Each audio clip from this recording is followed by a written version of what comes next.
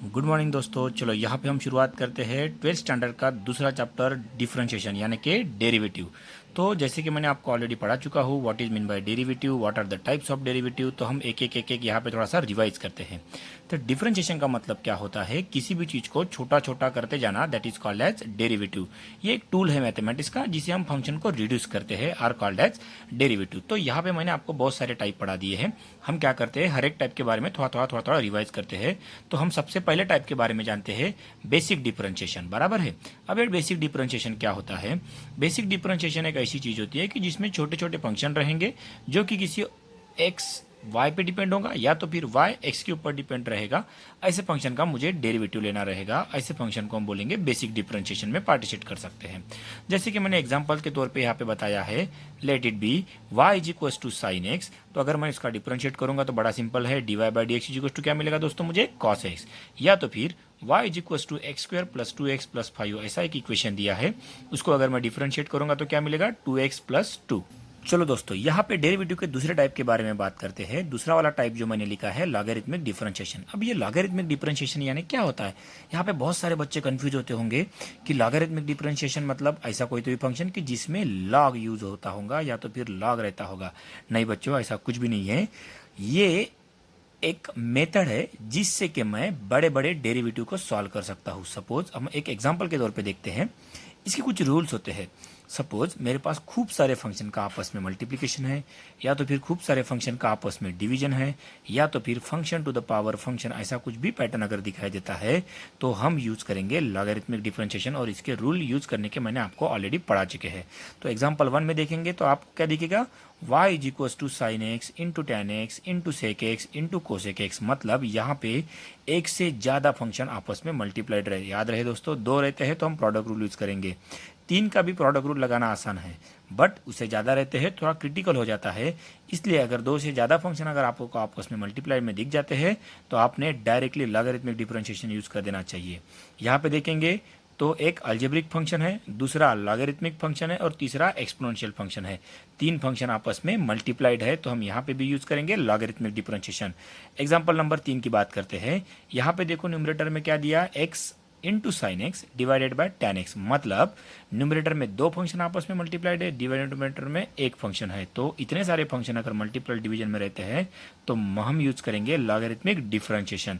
या तो फिर आखिरी के दो एग्जाम्पल में आपको बड़ा ही क्लियर हो रहा, टेन एक्स नाम का एक फंक्शन है, उसके ऊपर कॉटेक्स नाम का एक फंक्शन है, या तो फिर एक्स नाम का एक फंक्शन है, उसके ऊपर एक और एक्स है, मतलब function to the power function. तो ये मैं 3 बार यूज कर सकता हूँ। कौन से बार? एक तो बच्चों हम इसको 3 बार यूज कर सकते हैं। कब कब यूज कर सकते हैं? Multiplication of number of function, मतलब खूब सारे फंक्शन में मल्टीप्लिकेशन रहो, जैसे कि नंबर एग्जांपल 1 और 2 में बताया गया। Division of number of functions example number 3 में बताया गया। या तो फिर function to the power function, जैसे कि एग्जांपल नंबर 4 और 5 में बताया गया आपको। दोस्तों चलो दोस्तों, हम तीसरे डिफरेंशिएशन के बारे में बात करेंगे, डिफरेंशिएशन ऑफ इम्प्लिसिट फंक्शन। अब ये इम्प्लिसिट यानी क्या होता है?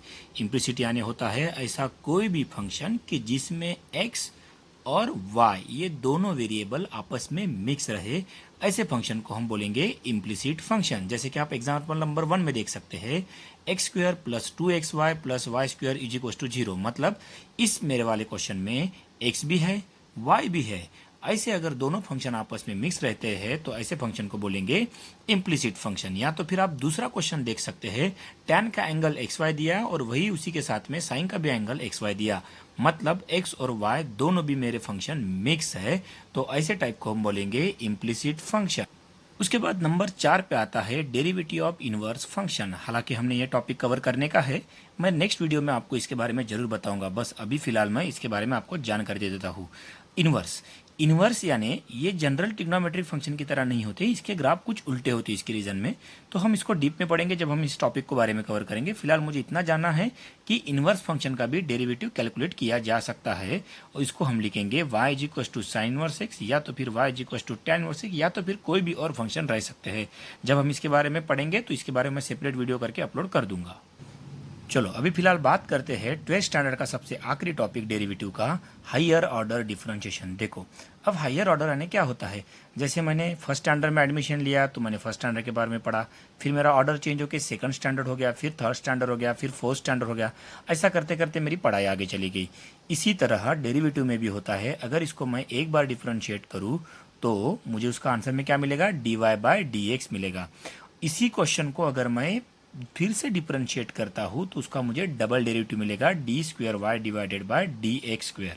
तीसरी बार डिफरेंशिएट कर दूंगा तो क्या मिलेगा, D cube Y divided by D X cube. So on, ये प्रोसेस कंटिन्यूस रहेगा अप टू कहाँ तक जाएगा, nth ऑर्डर डेरिवेटिव तक जाएगा। याद रहे दोस्तों, जितनी बार डेरिवेटिव करेंगे उतनी बार आपको नया ऑर्डर मिलते जाएगा और उसकी डेरिवेटिव पे ही डिपेंड होगा उसका ऑर्डर। 4 बार करता हूँ तो फोर्थ ऑर्डर, 5 बार करता हूँ तो फिफ्थ ऑर्डर, nth बार करता हूँ तो nth ऑर्डर। इस तरीके से डेरिवेटिव में हमें अब तक 5 टॉपिक पढ़े। कौन से? एक सबसे पहला कवर किया हमने बेसिक डिफरेंशिएशन, दूसरा कौन सा कवर किया हमने, लॉगरिथमिक डिफरेंशिएशन, तीसरा कौन सा कवर किया हमने, डेरिवेटिव ऑफ इम्प्लिसिट फंक्शन, चौथा कौन सा कवर किया हमने, डिफरेंशिएशन ऑफ इनवर्स फंक्शन, और पांचवा कौन सा कवर किया हमने, differentiation higher order derivative. Okay चलो दोस्तों, सबसे आखिरी और इंपॉर्टेंट फंक्शन के बारे में बात करेंगे, डिफरेंशिएशन ऑफ पैरामीट्रिक फंक्शन। अब ये पैरामीटर, ये तो नाम ही आपको बता रहा कि आपका फंक्शन किसी और पैरामीटर के ऊपर डिपेंडेंट है। तो लेट इट बी, हम इसको कैसा पढ़ेंगे, हम इसको पढ़ेंगे अगर मेरे पास एक x नाम का फंक्शन है और मेरे पास एक y नाम का फंक्शन है और दोनों भी फंक्शन अगर किसी दूसरे पैरामीटर के ऊपर डिपेंड रहेंगे तो इसे बोलेंगे हम पैरामीट्रिक फंक्शन। नीचे दिखाया गया आपको, x depends on t, y depends on 3। अगर ऐसा फंक्शन रहता है तो हम उसको जरूर पैरामीट्रिक फंक्शन बोलेंगे। इसको थोड़ा और सिंपल तरीके से समझने की कोशिश करेंगे। सपोज मेरे पास दिया एक y जो कि t पर डिपेंडेंट है, x जो कि अगेन t के ऊपर डिपेंडेंट है, तो y का डेरिवेटिव अगर मैं t के रिस्पेक्ट में करूंगा तो क्या मिलेगा, dy by D T. x का डेरिवेटिव t के रिस्पेक्ट में करूंगा तो क्या मिलेगा, dx बाय डी टी।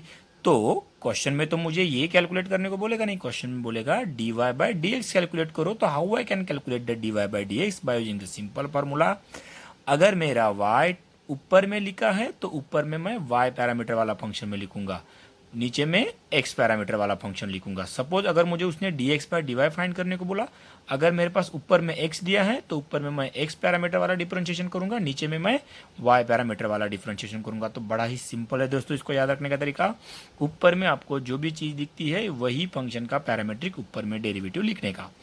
अगर मैं किसी और एग्जाम्पल की बात करूं, सपोज मेरा x depends on theta, y depends on theta है, मतलब x जो है वो थीटा नाम के पैरामीटर के ऊपर डिपेंडेंट है, y जो है वो भी थीटा नाम के पैरामीटर के ऊपर डिपेंडेंट है, और मुझे कैलकुलेट करना है dy बाय डी एक्स। तो दोस्तों मुझे बताओ ऊपर में कौन आया, x की y, तो ऊपर में हम y पैरामीटर का डेरिवेटिव लिखेंगे dy बाय डी थीटा, नीचे में x divided by D theta लिखेंगे।